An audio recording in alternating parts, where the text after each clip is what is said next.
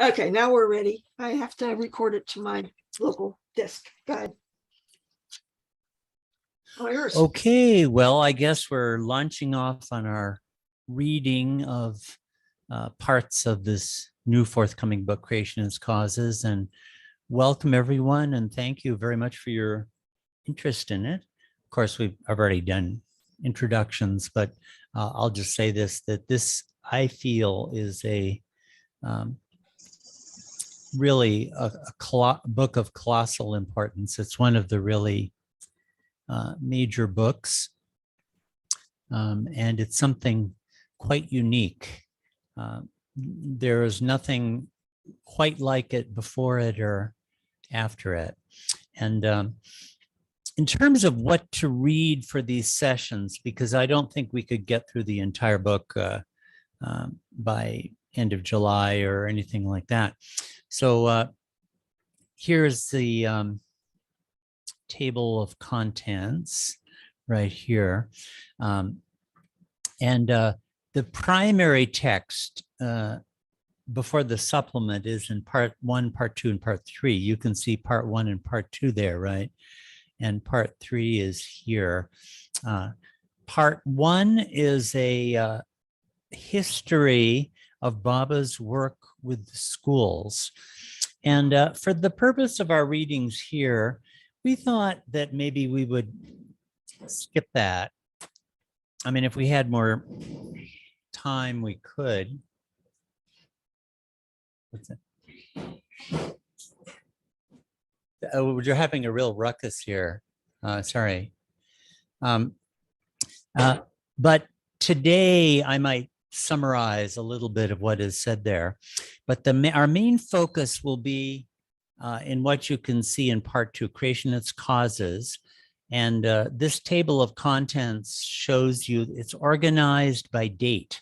These dates are right on the manuscript, right on the source texts. And so there are 34 of these.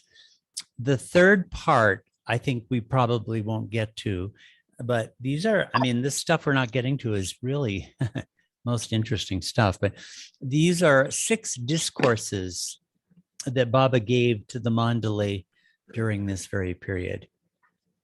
But this is really our focus. But today, I thought we could start reading with the preface and the introduction. I think it's valuable to have read those. And then for whatever may remain of this first hour, I'll give a little bit from this history. And if we have time, we could read little snippets of it. This history is most interesting and most significant. And it's really a huge part of the story. So when you get the book, I do strongly recommend that people take a look at it. Because these talks were very much related to the environment in which they occurred. Okay, here's this, we read this last time, but I'll do it again. This frontispiece, which Nad Walinska created. This shows Baba in his crypt cabin.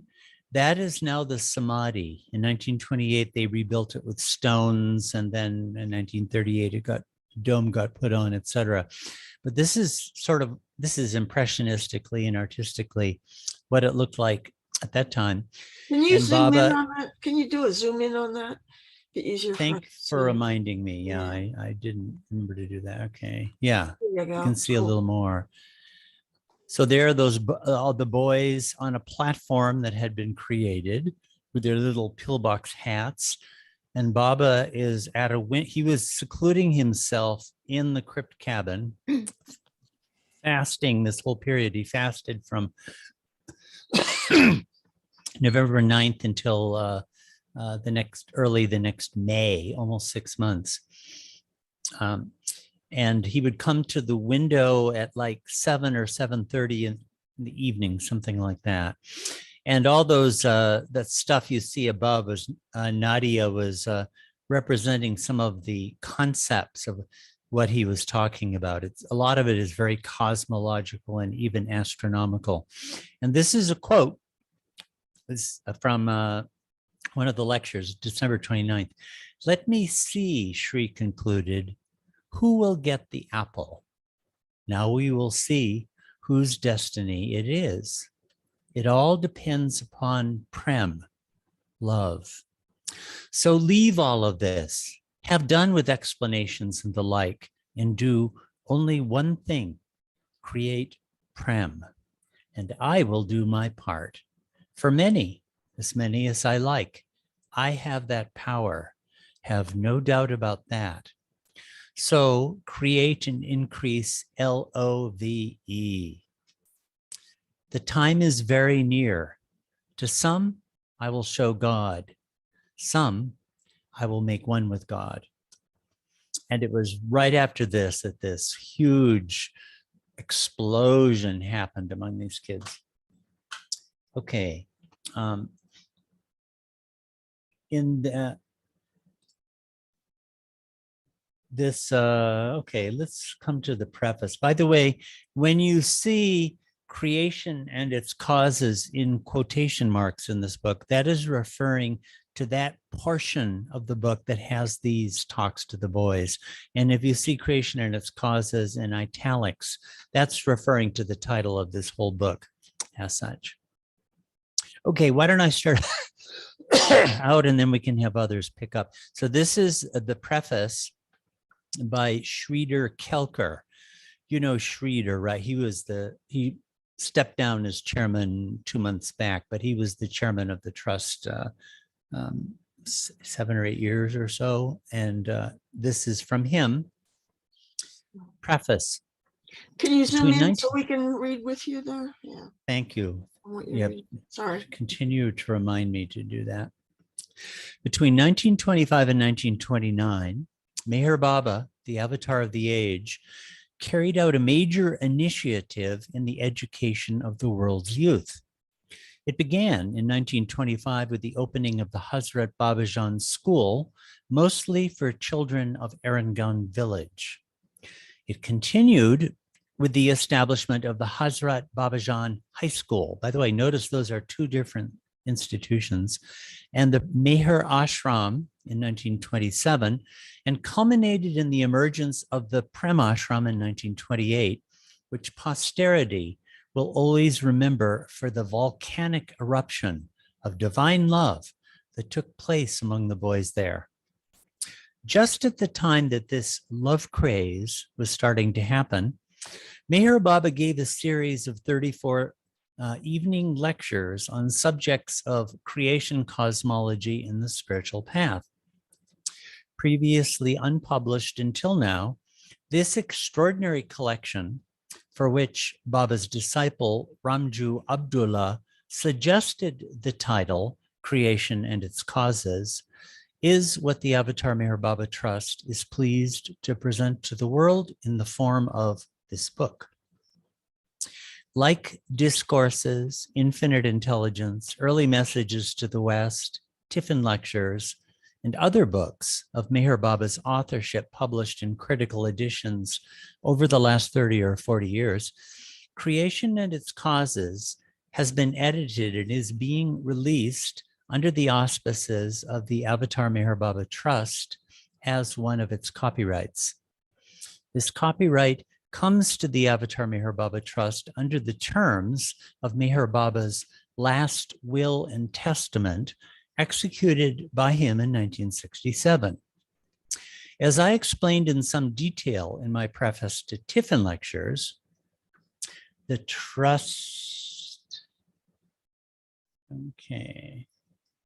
takes the protection, preservation, and worldwide dissemination of Meher Baba's words as a sacred trust from the Avatar, and towards this purpose has established an editorial policy governing both the books and messages that Meher Baba had published during his lifetime and those which were transcribed and preserved in the form of diaries and other such unpublished records.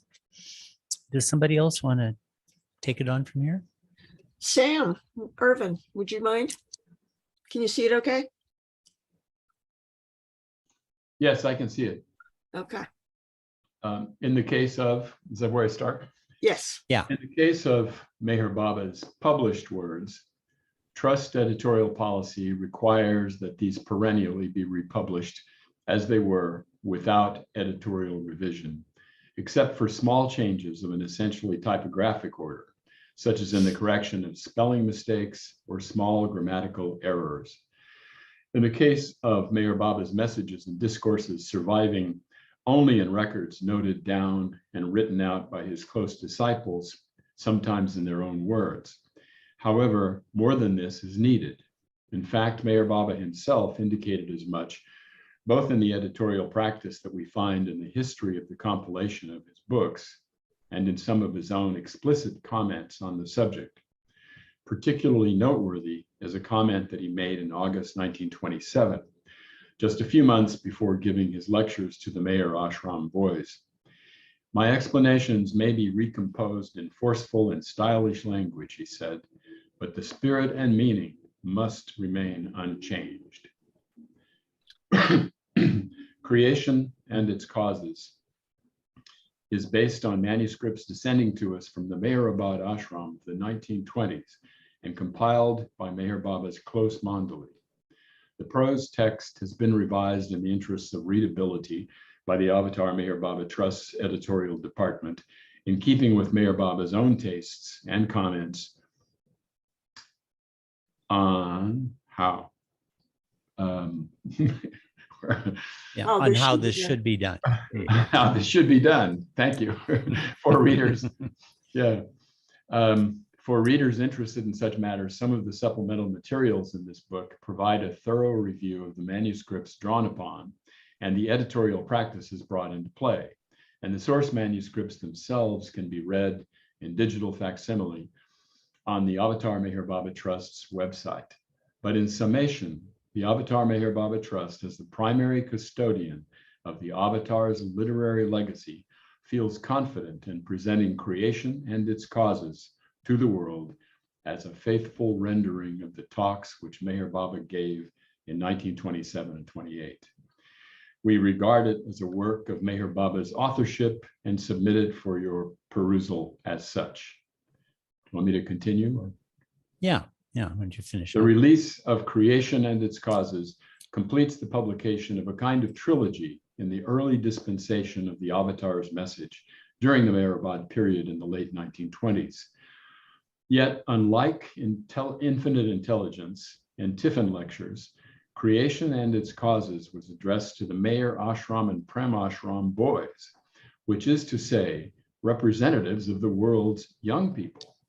We do not doubt that the strange visionary unveilings and the lustrous diamonds and emeralds and sapphires of spiritual truth that Meher Baba released through these lectures will help lay the foundation for what will become the general worldview and common understanding of a new humanity in the centuries between now and the Avatar's return in 700 years. Sheriar Kelkar, Chairman of the Avatar Meher Baba PPC Trust, 31st January 2021. Thank you, Sam. Good job. Okay, and now here's the introduction. The introduction is about 7 or 8 pages or so and covers from different points of view. It looks like you have your doodler on there. It's not me. Oh, really? How It could said that be? Jack. How is that happening? Yeah. I don't know. Somebody I, might. s- I don't think I anybody. saw the name Jack come up as it was being inscribed there. Yeah, I did too. Do you know what's Oh, happening? okay, Jack. If you can clear your screen. Yeah, Jack. If you're you must have a doodle on. Let me just see if I can discontinue that.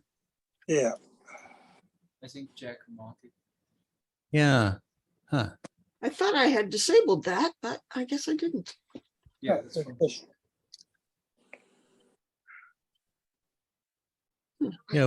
Yeah, how does that get put on? Yeah, it's never happened to me before. Yeah, There's he's got an iPad. So for some reason, when you touch your Huh? screen, How to erase it? I There- don't have any There's a control that you can switch on and off that lets anyone make marks Don't try or to- writings on There the. is, but I have disabled the whiteboard. I mean, I can't do any whiteboard. Clearly. And I don't even think that the, There, I just did something. Oh. Yeah, I'm Ah, getting some okay. help from There Godot you go. here, good. which removed you. it. Okay. All right. Well, if you're ready to Okay. start the introduction, Jack's one of our readers, so let's put him on the spot. Okay. Hey, there you go. Introduction. Mhm. Meher Baba's 34 lectures to the Meher Ashram boys in 1927-28, which comprise the heart and core of this book, gives as visionary an account of the Silent Master's philosophy and teachings as can be found anywhere in the body of his published writings. Broadly speaking, the subject matter is what Baba later called the divine theme. That is, the story of the soul's journey from the moment of creation to God realization. Yet the strange, vivid, poetic stream of Meher Baba's exposition proves the vehicle for many startling new ideas and perspectives that we do not find in God Speaks and other later books. Ramju Abdullah, a close disciple and witness to the original talks, recognized the significance of what he had seen and heard, and in his own book, Sobs and Throbs, 1929, he penned an evocative description that vividly captures the flavor and essence of the experience. It's all very novel, fantastic, and fairy tale-like, he wrote, referring to the small booklet of collected lectures that had evidently been compiled by that time. Yet it is the most logical explanation of divinity and the whole of the creation as far as the reach of the intellect allows that has ever been brought to light in this way. The suns and moons, the skies and the plains, the ethereal and the mineral and the vegetable, animal and human kingdoms, births, deaths, heaven and hell, the subtle and the mental world, saints and prophets, and the very source of all, the soul of souls, are described, explained, and shown by the master as one would. Next page. Okay. Whoops. Too small. Yeah. Describe a city, explain the effects of wine, and show what is music after actually seeing, drinking, and hearing them all. Baba would explain and elucidate points so very clearly and logically as would carry the hearers almost to the verge of subjective experience. Without a doubt, creation and its causes will claim a major place in the body of Meher Baba's literary oeuvre. I can't pronounce that French word. Oeuvre. Oeuvre. Yet, as remarkable as the lectures themselves and the context in which they arose, their audience was not comprised of seasoned disciples and mature students of Baba's teachings, as the highly metaphysical character of these lectures might have led one to imagine. Rather, the recipients of this rarefied content were schoolboys, most of them in their early to middle teens. In the evening at about 7:30 p.m. on most nights between late November 1927 and the middle of January of the next year, Meher Baba regaled the approximately 100 students of the Meher Ashram with accounts of the creation of the universe, the evolution of form and consciousness, cosmology, and what we would call mystical astronomy, and the involutionary path to God. At first, Baba gave these talks in what was then called the West Tank Room, currently the museum in their retreat on the crown of Meherabad Hill. But on the 20th December, Baba sequestered himself within the crypt cabin, now Meher Baba's tomb shrine, and he delivered his talks out of an east window to the boy seated on the platform that had been constructed there. Baba himself had been fasting since the 10th November and did not eat solid food again until the following May. The Meher Ashram boys, for their part, had been largely shielded from contact with the outside world for several months. Located 6 miles south of the small Maharashtrian city of Ahmednagar and a half-mile from the village of Arangon, Meherabad Hill, after the onset of nightfall during these winter months, would have been chilly and completely dark, but for the Petromax lantern set in place by Baba's Vandali and the stars shining brilliantly overhead. In this protected and surcharged environment, the avatars work with this representative selection from the world's youth began to take its effect. No Thank more you, Jack. questions. Thank you, Jack. Very good. Marion, do you want to pick up from there? Marion, where are you? Yes. Okay, Marion Lewis. And what an effect it was. From the outset, Meher Baba's disciples were startled by the emergence of what they called a love craze among the boys. This grew and grew until, in the opening days of 1928, it had swelled into a tsunami, overpowering the entire student body and precipitating in the form of uncontrolled mass weeping that went on for hours and even days at a time. After Baba's series of talks concluded in mid-January, this continued among a select cadre comprising the Prem Ashram, as is related elsewhere in this book. Yet the lectures themselves, apart from the brief exhortation to create Prem that concludes most of them, have little to say on love as a subject. To the contrary, they deal with high philosophy and strange, abstruse ideas, albeit in a language that is often colorful and poetic. One would not have expected material of this kind to have produced a love torrent as its effect. Yet undeniably this happened. Evidently, Meher Baba was engaged in some kind of special work that went far beyond the merely intellectual, engaging both the heart and the head, and in the process transporting a few among these fortunate youngsters to the very brink of the direct vision of God.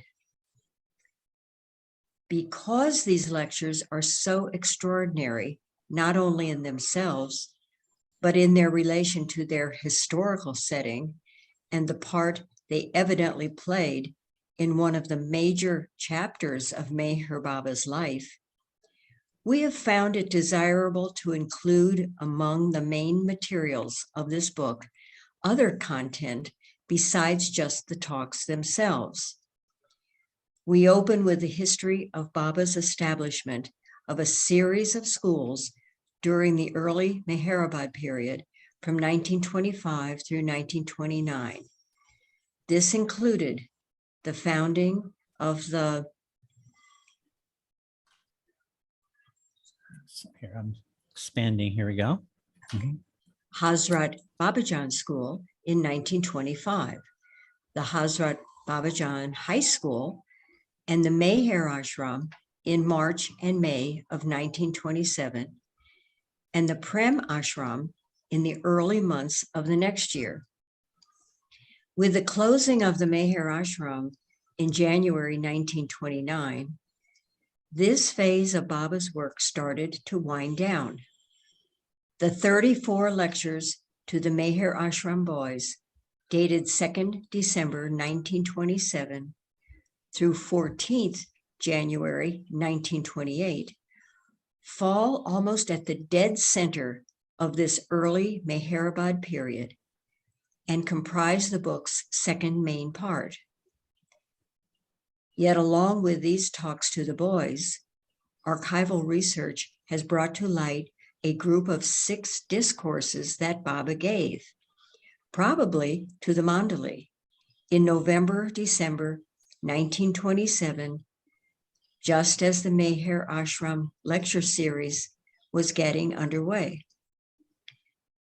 Since they are plainly relevant to what Baba was doing at Meherabad during this time, these 6 discourse articles, as we have styled them, have been incorporated as this book's third part.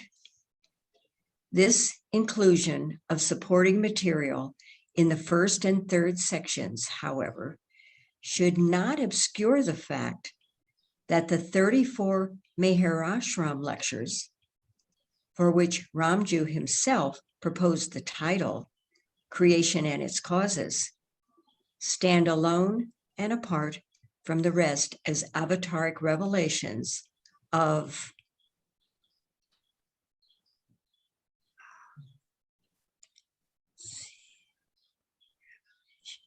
Signal importance. As avataric revelations of signal importance, and they are the reason for this book. Creation and Its Causes represents the culmination of an early phase in the history of Meher Baba's spiritual teaching that we could call the early Meherabad dispensation. This began soon after Meher Baba settled in at Meherabad in January 1925, at the outset of a 22-month term of residency known as the First Long Stay. 3 days after inaugurating his silence on the 10th of July of that year, Baba embarked on the writing of a 300-page manuscript known as the book, a project that occupied him until November 1926. Although he said that it would become the new Avesta and Quran and Bible, Baba never allowed anyone to read it and gave out only a few hints as to its contents.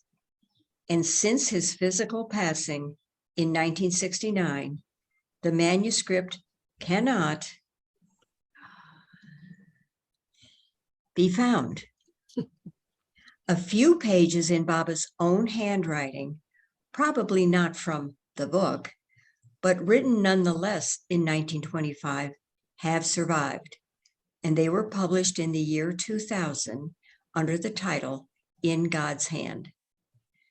But during this same time, Baba was discoursing prodigiously, and various among his Mandali, especially his secretary, Famrose Dadachanji, known as Chanji, took notes.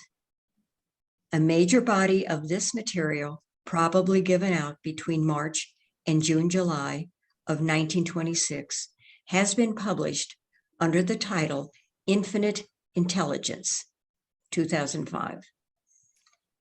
An extended treatise in high philosophy, it invites comparison with God Speaks, Meher Baba's metaphysical masterpiece. Meanwhile, from April 1926 through August 1927, Baba's discourses and explanations to his men Mandali on a variety of topics were noted down and collected in a manuscript that has recently been published under the title Tiffin Lectures, Thank you. 2017. Oh, thank you, Marion. Very nice. Jim Wilson, do you want to pick up for us?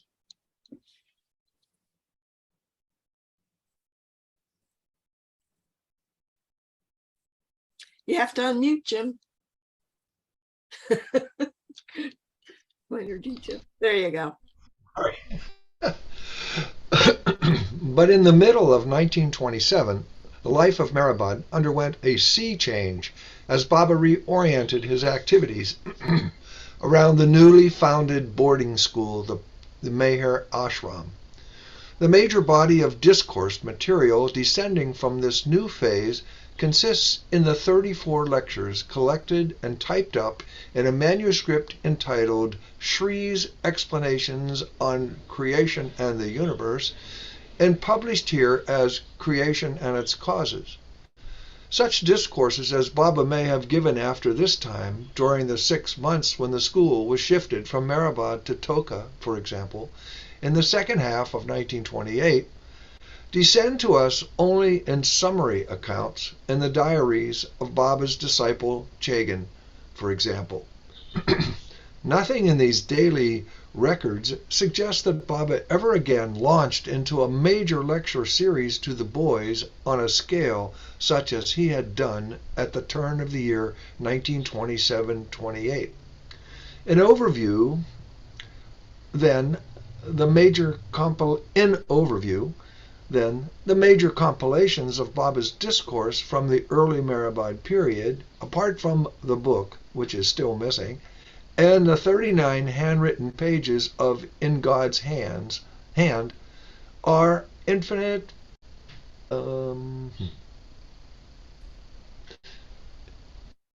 intelligence, Tiffin lectures, and Creation and Its Causes. This present volume completes the publication of this early content, and now we can see the full range of this early avataric dispensation in its variegated splendor. And while infinite intelligence holds its place as a statement of primary metaphysical importance, Creation and Its Causes emerges as perhaps the most mysterious and evocative and esoteric body of explanation that Meher Baba ever gave out. Yet the story does not altogether end here, since Creation and Its Causes had a kind of afterlife in the form of subsequent published and unpublished writings that drew upon it. In February 1929, Meher Baba presided over the formation of a committee of close disciples at Mehrabad named Divine Knowledge Publishers. One of its members, K.J. Dastur, served as the editor of a monthly magazine, Meher Message, 1929 through 31, which published several major series of articles whose authorship was attributed to Meher Baba. The series, entitled God, Creator, and Creation, released in 9 installments between April and December 1929, seems to contain portions to have drawn heavily on Creation and Its Causes, probably as an exhibit source. This article series, abridged and edited by Ramju Abdullah, was incorporated into the 5th chapter of the booklet Shri Meher Baba, His Philosophy and Teachings, 1933. This booklet was edited another time by Baba's disciple Abdul Ghani and published as a 7-chapter series in the Meher Baba Journal between November 1949 and August 1942. Ghani reworked this material still again in the course of writing his still unpublished 14-chapter book manuscript in 1947-49. Prompted by Baba's own dictations and intended by Baba, one gathers, as an early draft of God Speaks. Creation and Its Causes is complexly affiliated, in other words, with a significant body of literary material. The fact that this has gone largely unnoticed until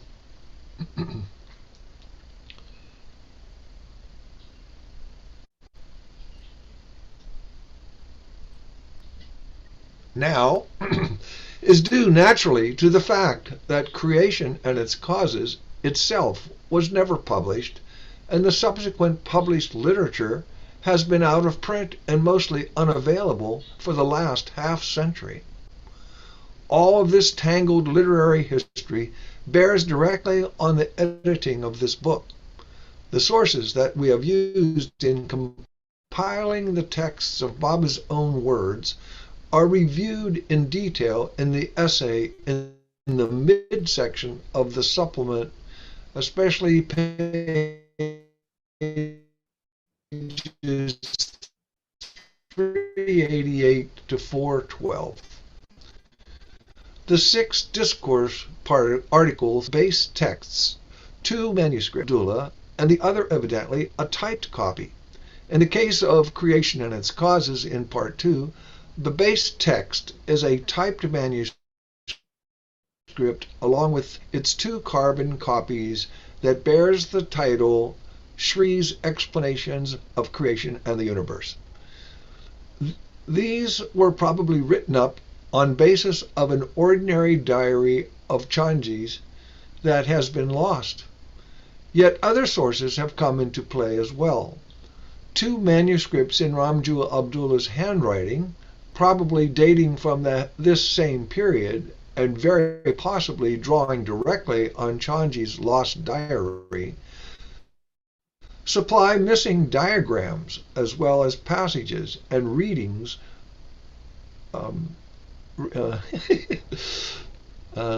readings of great evidentiary value. Okay. In addition, the line of derivative writings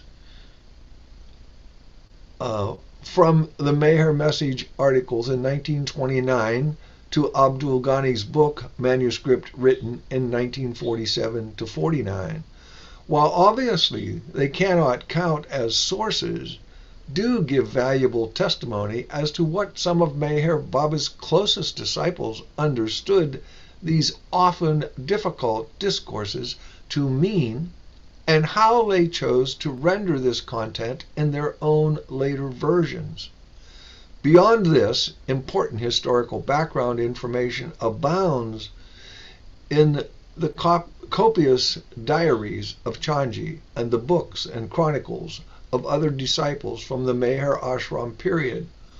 All of these materials have been meticulously studied and drawn upon, and the renderings of Baba's words that you will find in Creation and Its Causes and the 6 discourse articles try to register and respond to this evidence. Okay. Elizabeth, would you like to read for a while? Thank you, dear Jean. Sure. Unmute, dear. No.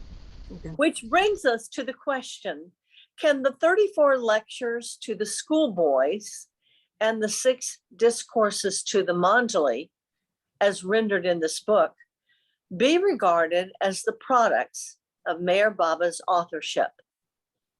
Readers should understand that the actual verbiage they find here did not literally flow from Meher Baba's own authorial pen or from the pens of disciples transcribing what he dictated word for word.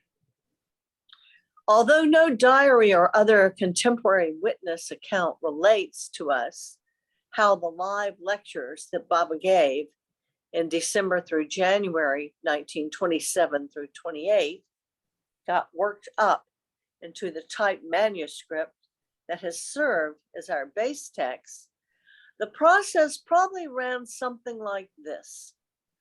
During those winter months, first in the West Tank Room and later through an east window of the crypt cabin on Merabat Hill, Baba dictated talks through the medium of his alphabet board, evidently in the English language, which one of his Mandali read out to the assembled student audience. Baba's exposition would have commingled with words literally spelled out with eloquent hand and body gestures and facial expressions in a total presentation that far transcended the bare verbal text, in quotes. And presumably, the Mandali interpreter would have been responsive to this in his, quote, reading out, end quote, to the student audience. These English language live renderings would have been translated by other Mandali into several other languages, probably Gujarati, Marathi, Persian, and Urdu, to the relevant subgroupings among the listening student body. Baba's secretary Chanji took notes, and later he would have worked up a written version, progressing through various drafts and, when necessary, translating into English from Gujarati and other languages. His final or semi-final draft may have been read out to Baba for review and correction, though we have no evidence one way or the other as to whether this happened. The end product was the typed manuscript, Shri's explanation on creation and the universe, which happily was preserved through the decades to serve as the base text for this present edition. We can assert a literary process like this with some confidence, since it seems to have been Baba's preferred style and method in giving out discourses and messages and other literary content during the 1920s and afterwards. Baba's authorial practices are richly documented in the manuscript and diary sources for Tiffin lectures. It is reasonable to assume that Baba worked in the same way in the creation of the source manuscript for Infinite Intelligence in 1926, and probably in the composition of Discourses, 1938 through 43, and other later works. In answer to the question, quote, are the discourses that we find in creation and its causes Baba's own words, end quote, then one can safely venture that words and phrases literally dictated by Baba on the alphabet board are consistently incorporated into the text of our source material, source manuscripts, and probably nonverbal gestures that he made were transcribed in some way. The greater prose articulation, the grammatical form of sentences, for example, or the precise language in which the ideas in these sentences are couched, undoubtedly owes much to the Mandali recorder, editor, writer, in this case, probably Chanji. Yet the content that this prose garment clothes is wholly and entirely Baba's. Sometimes the amanuensis or editor may have recorded or written up what Baba said incompletely, or he may have even misunderstood or garbled it.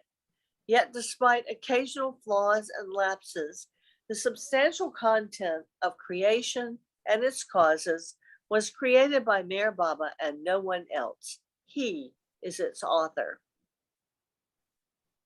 Under the terms of Meher Baba's last will and testament, copyrights to books and messages of his authorship, except for a few named books whose copyrights he had already assigned elsewhere, were bequeathed to the Avatar Meher Baba Trust, whose headquarters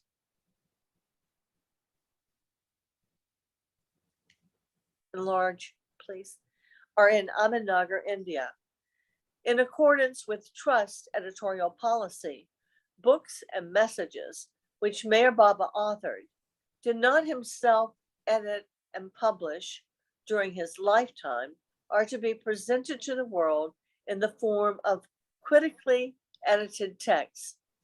That is to say, the texts are to be compiled on basis of a meticulous and exhaustive study of all relevant sources. The prose can be revised for style and readability, as Meher Baba himself indicated that such discourses of his should be, but the spirit and meaning should be kept unchanged. At the same time, information about sources and their use, textual cruxes, and editorial determinations, general editorial practice, and other related matters is to be presented transparently both through tools within the within the editions themselves, and through the internet. Over the last 20 years, Infinite Intelligence, Tiffin Lectures, and several other minor works have been edited and published in this way. Creation and its Causes now joins their company. Thank you, Elizabeth. Nicely done, of course. The- And Greg, There were sorry. two footnotes, Cassandra. Yeah, we'll get to this. Greg Dunn? would It'd you like actually be to- good to read the footnotes right now to tell the truth, Okay. because it relates. Okay, go ahead. So one's back a page. Oh.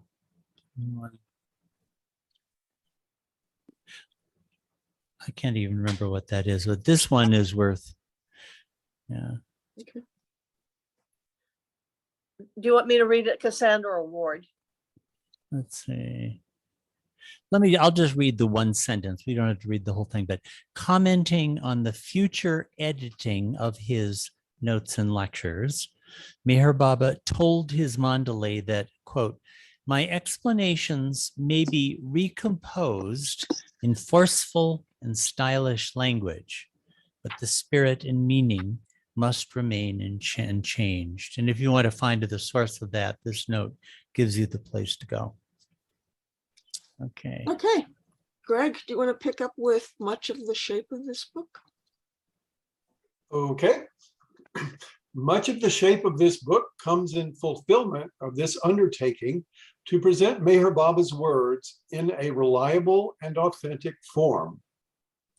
Baba's words themselves, as you find them in Creation and its Causes and the 6 discourse articles, are presented with little editorial commentary, except for occasional introductions and footnotes when the content or context calls for special clarification. Most of the textual apparatus has been relegated to the supplement in the back of this book, which opens with an extended essay, pages shown there. This essay explains in a basic way some of the more esoteric philosophical and cosmological ideas, surveys the manuscript sources and later derivatives, and describes the book's editorial practices. The appendices offer further detailed information on sources and deal in greater depth with special problems and contradictions in certain passages, especially those concerned with evolution and astronomy. The notes on the figures identify the sources for the book's diagrams, and the end notes explicate the most important textual cruxes identified in the source manuscripts and explain how these problems have been dealt with editorially. Sorry to interrupt. Can Greg read a little bit slower, please? Sure. Yeah, Okay. we need to grasp them all. Yeah. Thank you. Thank you, bet. Greg. You bet. The glossary gives definitions and some etymological information about the book's non-English vocabulary. Excuse me. And one should note that most of these words were probably dictated directly by Baba himself.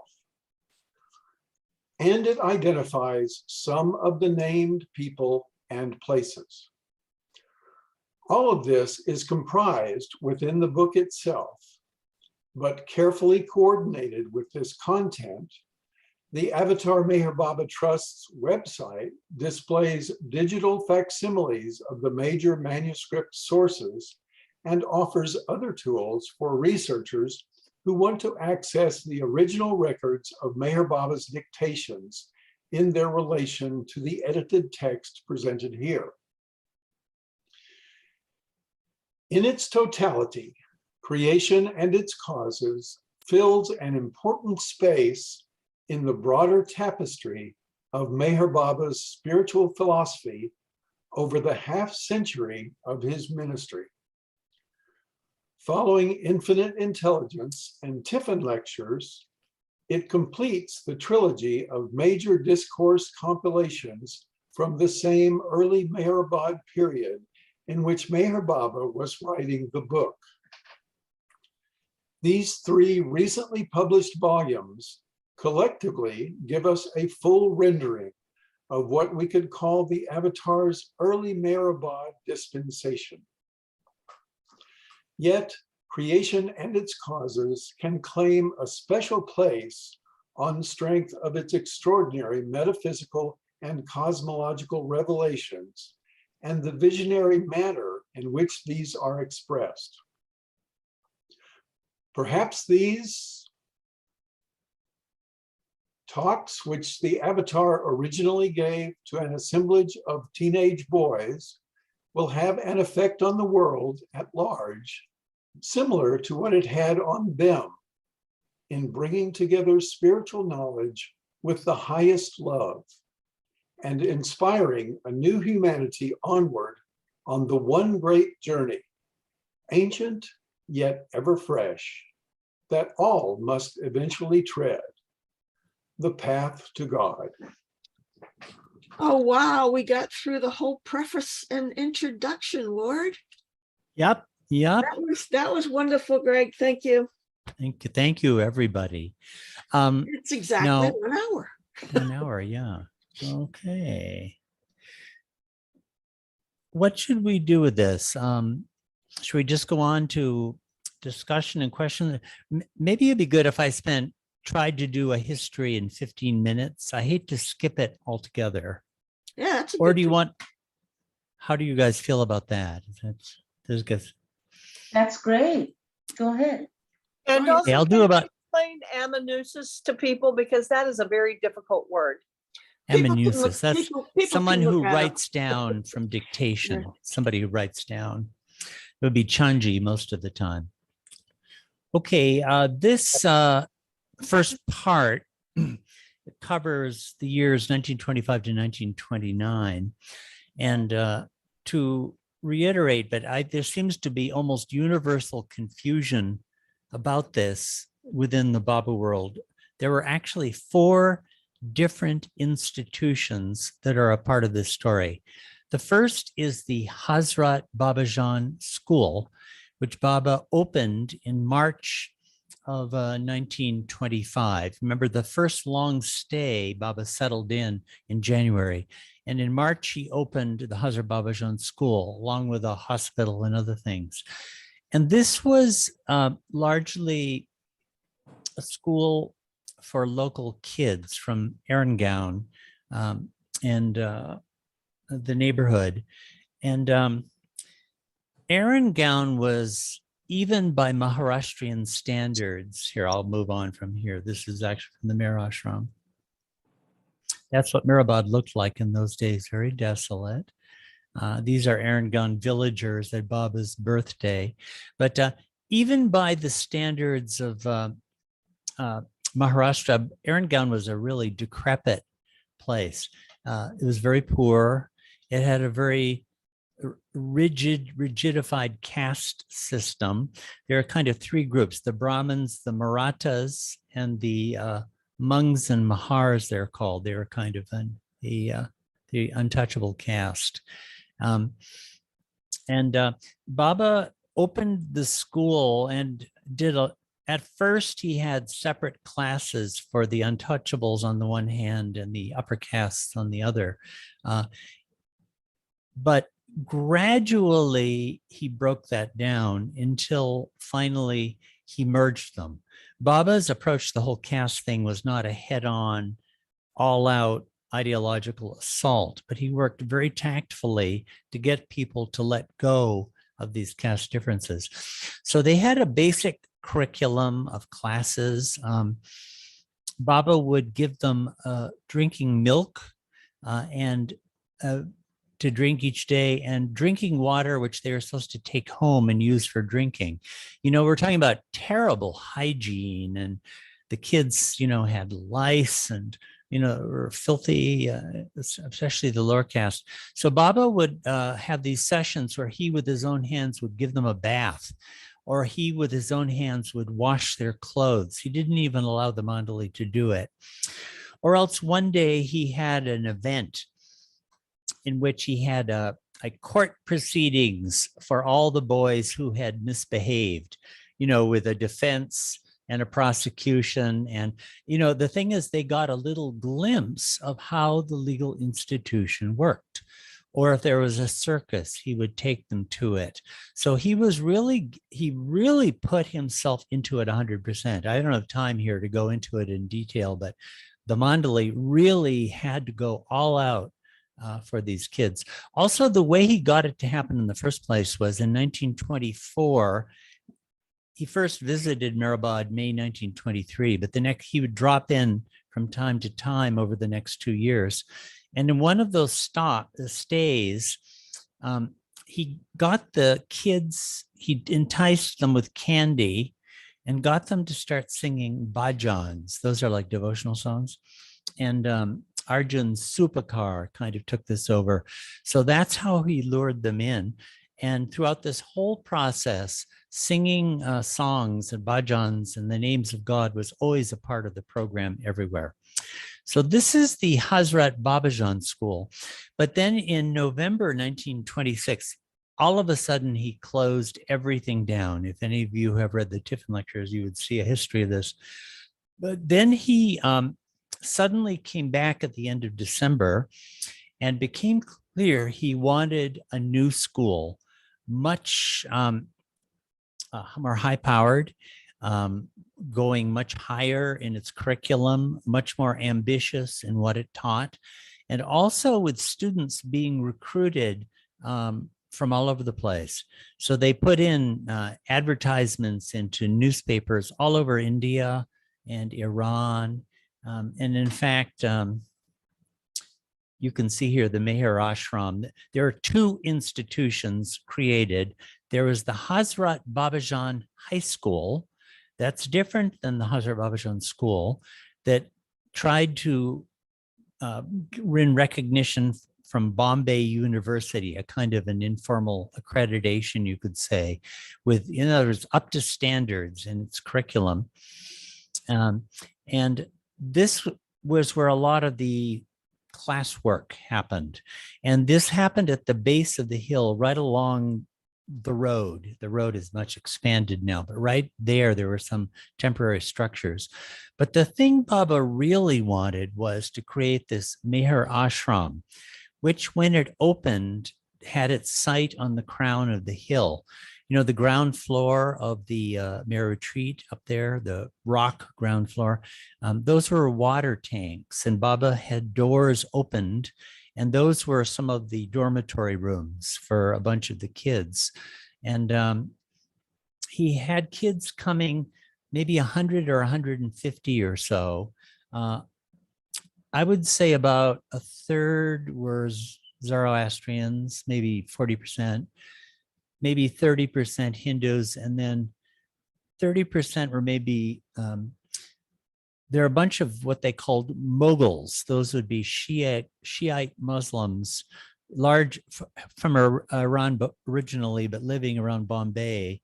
And also some kids from Iran who Baba's disciple Baijul managed to bring in from the town of Yazd with their parents' permission. It was quite a job to get them in. Here, these 2 mandali you see, on the left is Chuggan, and on the right is Vishnu. These were centrally involved in the teaching of these classes. So the Meher Ashram, in fact, here you see, this is Rausab. If you don't know Rausab, he's worth getting to know. He was a very big player in this whole thing with the Meher Ashram and the Prem Ashram. Here he is with a bunch of kids from the Meher Ashram cricket team. And here's on the right-hand side is a advertisement that was published in England. Rustam, that would be Adi Kiarani's older brother, very prominent disciple in these early years, was sent to England to try to recruit kids for the school. And Baba, he was just starting to get somewhere when Baba called him back. An interesting story in itself. But why don't I read this? This gives an idea of how the Meher Ashram was being billed to the public. I have to expand it again. Okay, so this was published in England, a unique institution. There is much talk about brotherhood, but not many attempts to make it practical have hitherto been made. A unique effort in this direction is now being made in India by Meher Baba, an Indian teacher whose reputation for wisdom and sanctity is well known throughout India. He has founded an institution known as Meher Ashram in Ahmednagar, not far from Pune. Admission to this institution is free to boys aged 10 to 16. Board, education, medical attention, and traveling expenses are all provided entirely free of charge for a period of 2 years. So when the boys came, their travel expenses would be covered and all their expenses while they are there. Boys of all races and castes, creeds are welcome. There are already 80 boys at Meher Ashram. This was April 1927. It just opened. In fact, it hadn't even, it opened May 1st. Yet Meher Ashram should not be considered as a charitable boarding school. It is open to rich and poor alike. No attempt at conversion is made, but the universal truths underlying all religions are taught, together with full secondary education. A staff of competent teachers is retained. Parents who are interested should communicate with me immediately. This is Rustam writing, R.K. Sarosharani, immediately, as a party of boys conducted by a public school man will leave very shortly. A few selected boys will be taken.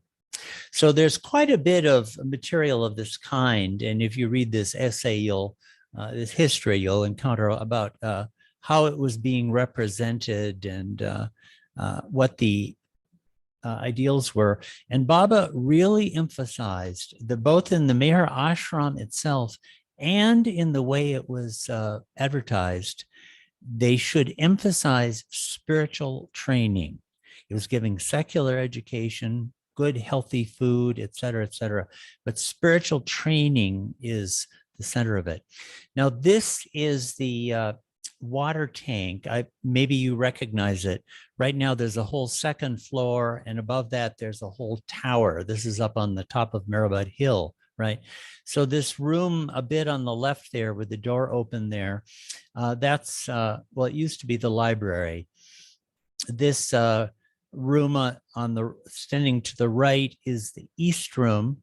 And on the left, you can see a little bit of it there, is what's now the museum. So these were central, a lot of the kids actually stayed in the East Room. This, what central room later became the library, was for the staff and was a hospital and medical space like that. So this was, and the other, you can't see Baba's Samadhi, the crypt cabin it was called, but this is where it happened. It was all up in this area. Okay, sort of jumping a bit.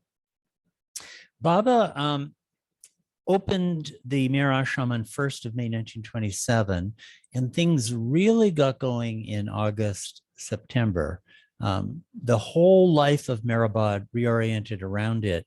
And it became clear that he was separating and isolating these boys more and more. They were living up there on it was quite an absorbing life for them with themselves and school classes and all of that. But they were on the hill. He didn't allow them to mingle with kids from Erngaon.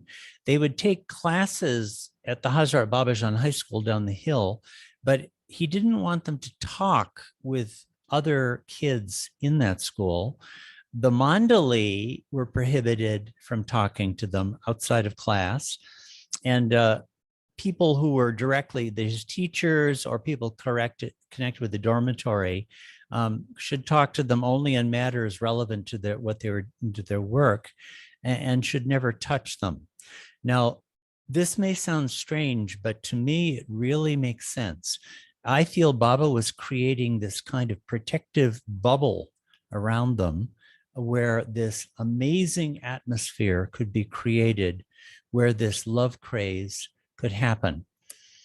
This, I jumped pages here, but yeah, this on the left, Ramju is describing the building of the crypt cabin, which was a weird structure. Nobody could make any sense or understand it at all.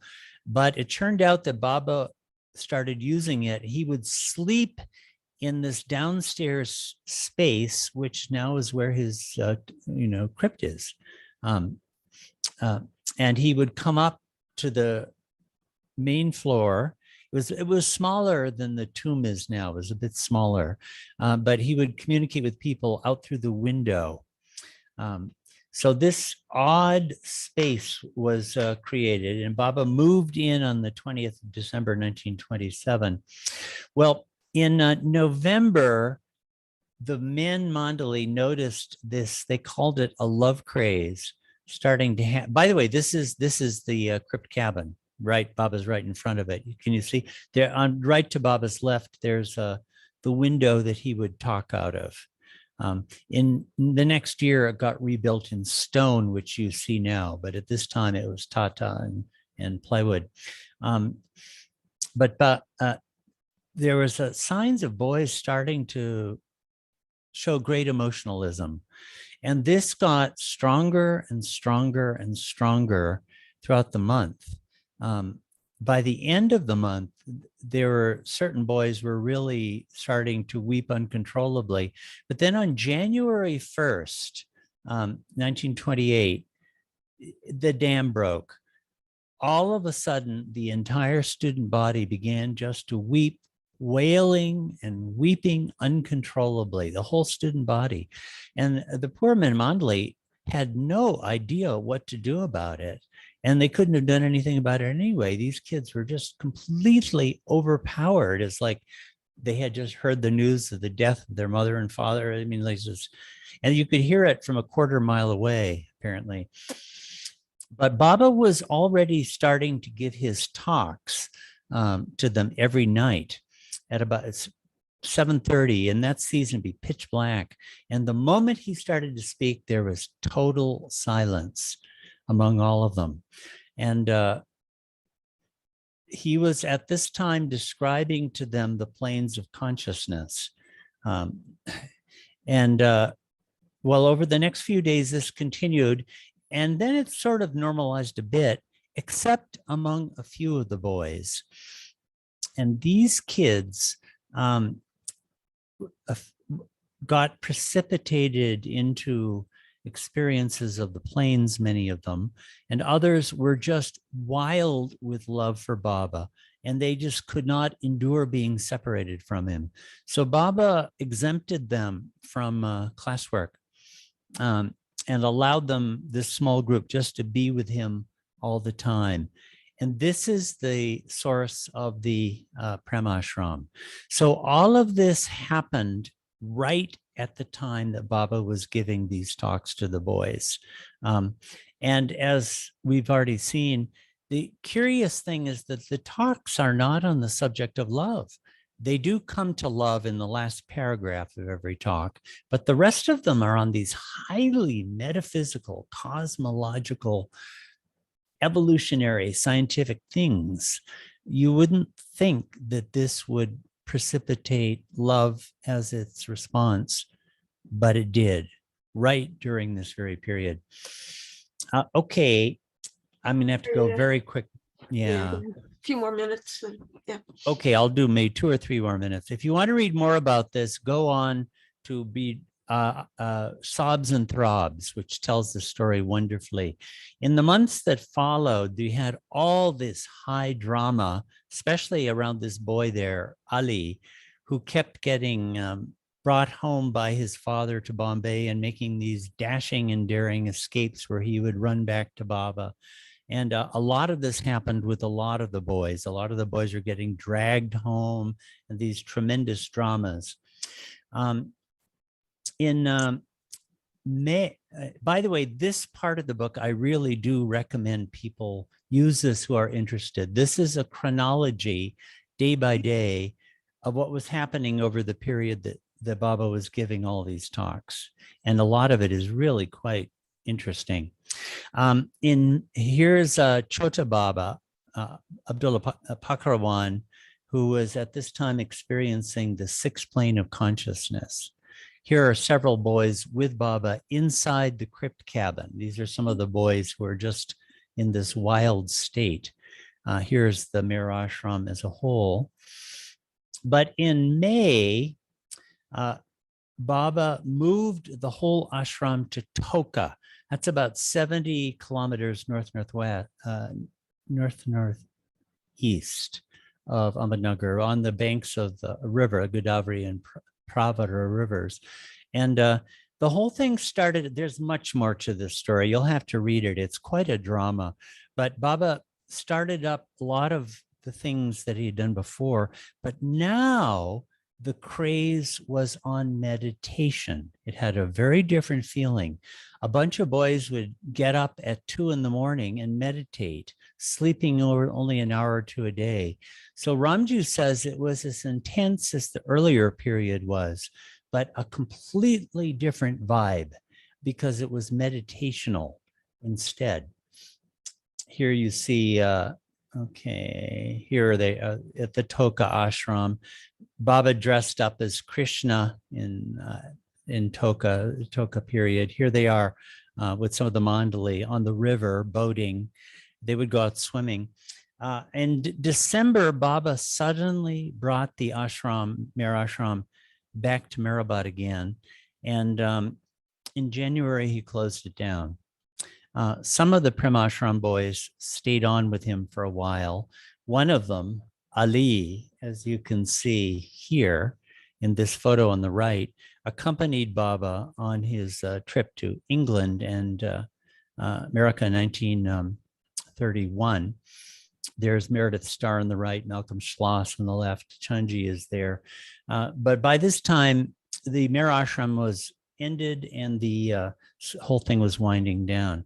So that in brief, you can see a progression from the most basic, almost remedial education with the Hazrat Babajan school up through higher and higher until you're having exalted experiences of the higher planes by a bunch of the boys. All of this is a continuous upward movement. And when you look at it in retrospect, what Baba was doing the whole time, to me, makes perfect sense. At the time, no one could have understood it until this love explosion happened, which just, the Mandali were amazed. No one had ever seen anything like this before. So Creation as Causes comes right from the dead center of that explosion period. And that's what we'll be reading next. Okay. Excellent. It's a quick history. That was quick, huh? All the work you spent on it and you went through it in 20 minutes. So I'm inviting people to raise their hands. I posted into the chat chat window instructions for how to raise your hand.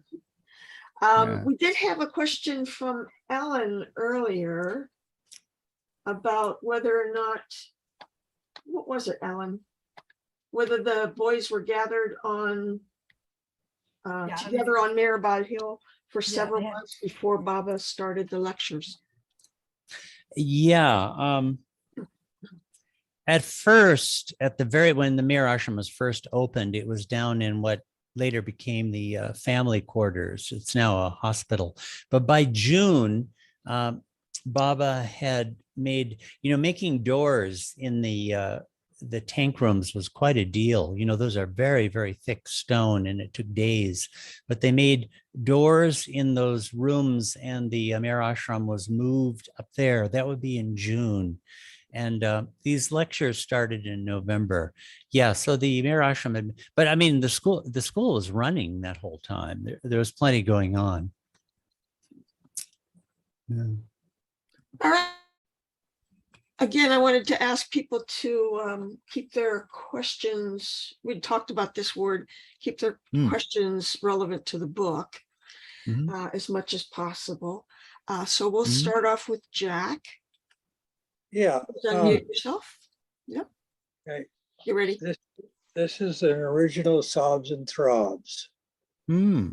Closer, Jack. It's a very Hold it rare closer. edition. It's 92 years of age. Okay. And there's Hmm.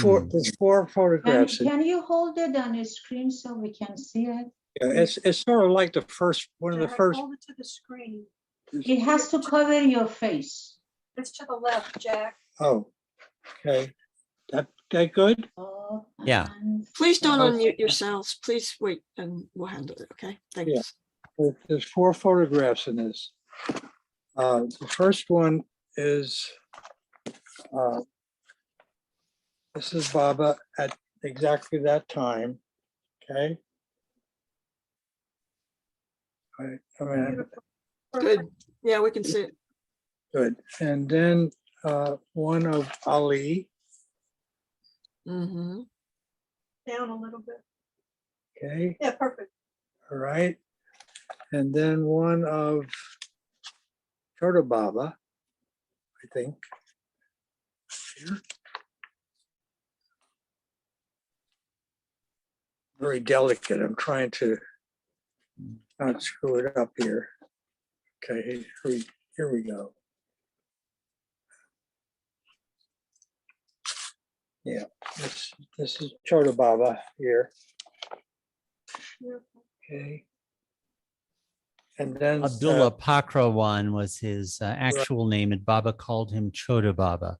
He was Right. the one who was experiencing sixth plane. right. And then finally, this one here is probably the first print of a very famous. More to the right. Okay, There you go. Yeah. that's it. More to the right. And is it seen More to the right. To the right. To the right. to this the right. way? No, to the right. Oh, this way. Okay. There you Jack, go. other way. Your other right.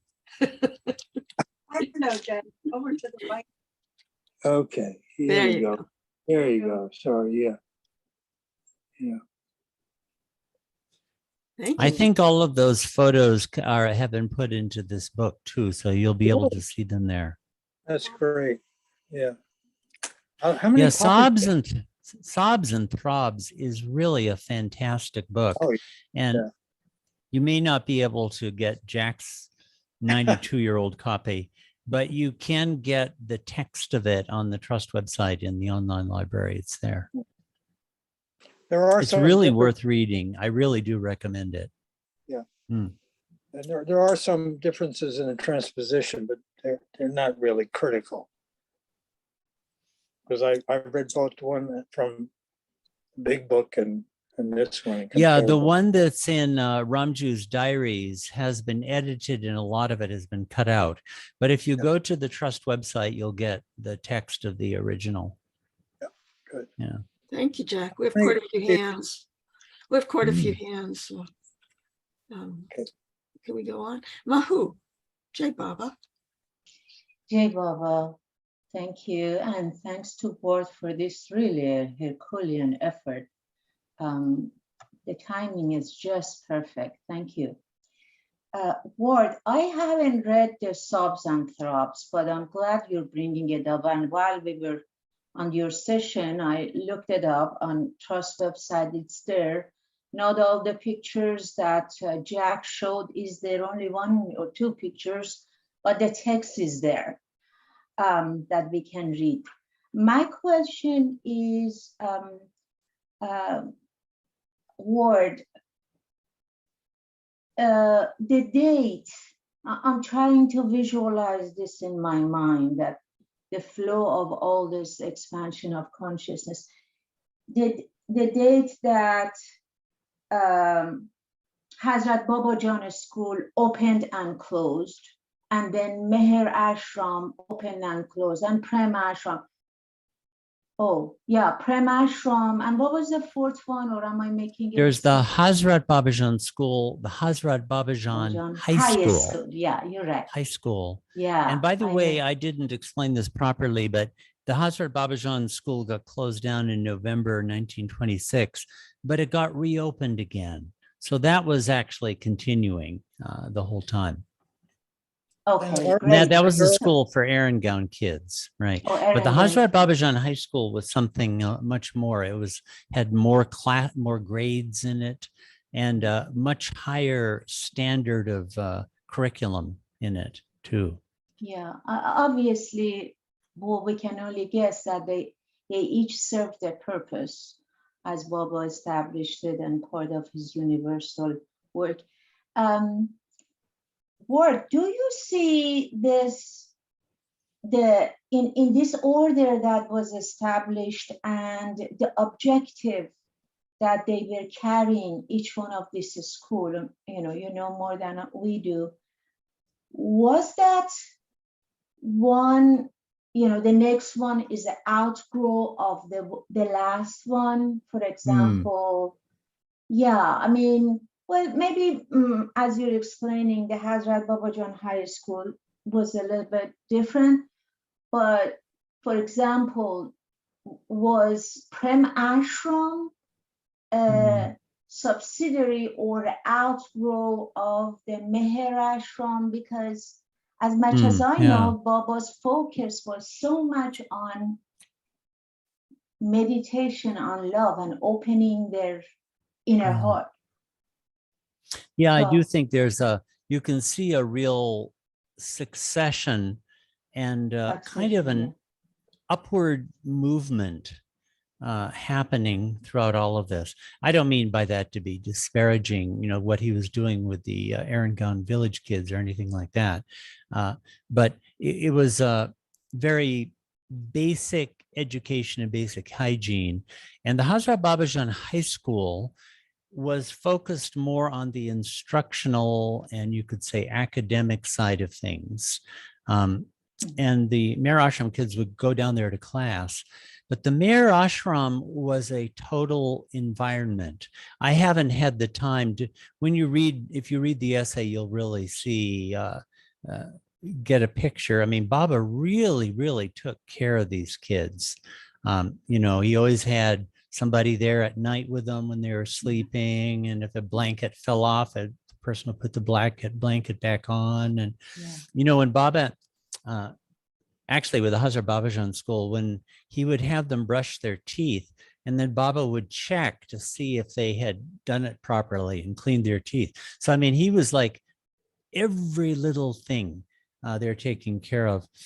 But it was with this Meher Ashram that the stuff really began to happen. And it really began to happen at the time of these talks. But then out of that, the Prem Ashram emerged as a kind of a spiritual elite, you could almost say. I mean, these were kids who were so overpowered with love they couldn't function. By the way, this is kind of a funny, Baba was always so practical. Around January 17th, 18th, with Chota Baba on the brink of dying, and other boys out of control with weeping, and Baba would show up and they would just cling to him and not let go and all of that. Well, in the Meher Ashram, there are some other boys who were not actually experiencing this, but I suppose they wanted to come along for the ride. So they were kind of like acting as if they were, peer group pressure. So it's just like kids.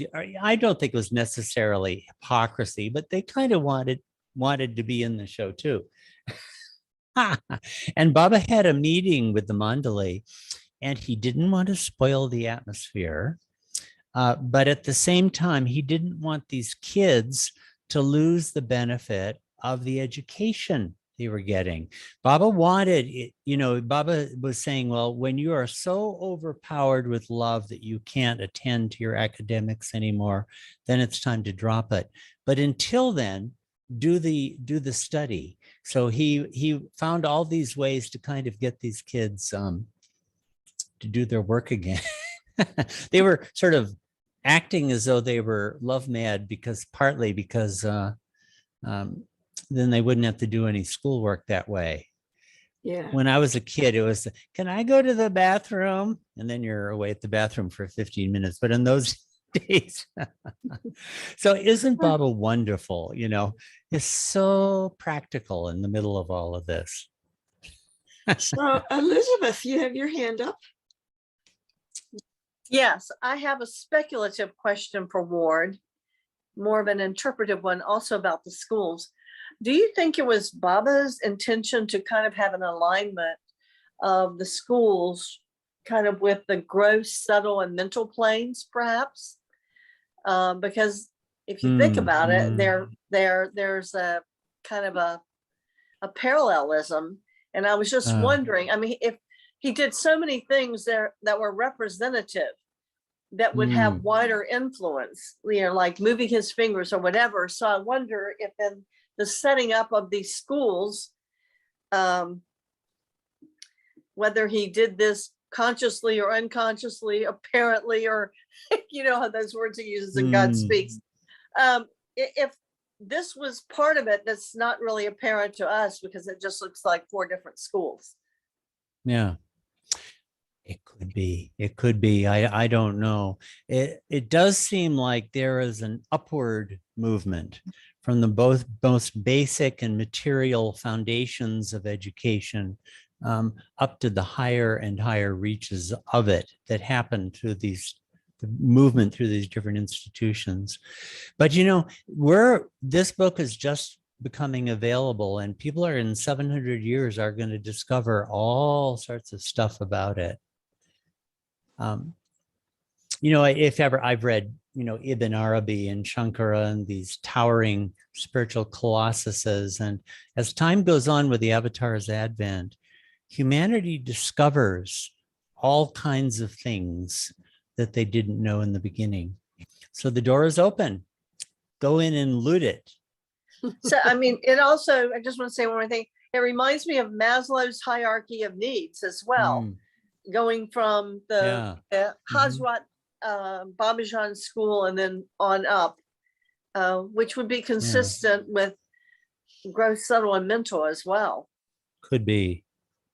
You know, maybe I said this last week, but I was just reading it, so I'll say it again, where, you know, in the middle, I think about January 12th, when all this stuff was going on. And, you know, when the boys started crying, you could hear them way down the hill, and the women were starting to get very emotional. And even some of the men started to break down and weeping. Well, in the middle of all this, Baba's mother, Shireen, showed up. And, you know, Shireen was totally unsentimental. She was really hard-nosed. So she was saying, Mirog, get all these boys to stop crying. So Baba gave instructions to Masaji, who was her brother-in-law, to bring her back down the hill to Lower Mehrabad and don't let her come up here again. It is just like Shireen, So just funny. like her. So funny. And Diana Goodhart, you have a question? Yes, Word. This is more of a practical thing. I was wondering, were all of these schools free? And if so, how were they funded? I mean, all that, you know, to take care of these boys. Well, the Meher Ashram for sure was free. I think all of them were. And, you know, I'm not entirely sure where he got the money from. I remember when I first moved to India, I would go see Khorshid every night. And she did say that her father, Kaikushru, who was a jewel merchant, gave a huge amount of money to Baba. And she said the Meher Ashram was funded by that. Now, I don't know if that's literally true or not, but yeah. So, yeah, I'm curious about that too. Yeah, I mean, everything got covered, as you can see. If you read there's a lot of literature, a lot of stuff you'll read in this essay with a lot of details. Also, in 1929, if you don't know these names, they're worth getting to know. Rausab, his name was Kaikushru Afsari, wrote a book in Persian about the Meher Ashram. And I think Nashraman published this in translation 2 or 3 years ago. Yeah, he did in several installments. Yeah. Yeah. Reza Ebrahimzadeh is the one Right. who translated Translated. from Dari language. Yeah, it Yeah. was actually written in Dari, so he had to go and learn that. Oh, it's you know, it's a Dari, huh? Dari. It is written in Dari because I Oh. myself saw it when one of the Meher Ashram brought it to Samadhi some years ago. Now he died. You know, we looked at it. It was in Persian. I couldn't understand it. So yeah, Oh. it was written in pure Dari. Oh, So I didn't Reza know that. learned Interesting. Dari, then he translated it to English and gave it to Nashwan. Nashwan asked several people to do it, but Reza had enough time to do this. So that's available in the Glow, and that's another really good place to go. It gives a lot of the information about how the Meher Ashram got run. Like a lot of the focus was very, very practical. Yeah, what the meals were, and would the boys be warm enough at night in January, December, and also they had so much to deal with the parents, something like that. When you read it, you see Baba was paying infinite attention to taking care of these kids. Well, Farishte, you have your hand up. Please go ahead. Yes, thank you. Ward, I'm wondering, did Baba give these lectures at that time with the alphabet board, with his hand gestures? Or I remember Esfandiar talking about occasions where Baba would speak to him without speaking. Internally, he would understand what Baba was saying. Do you have any clues on how he communicated all of this?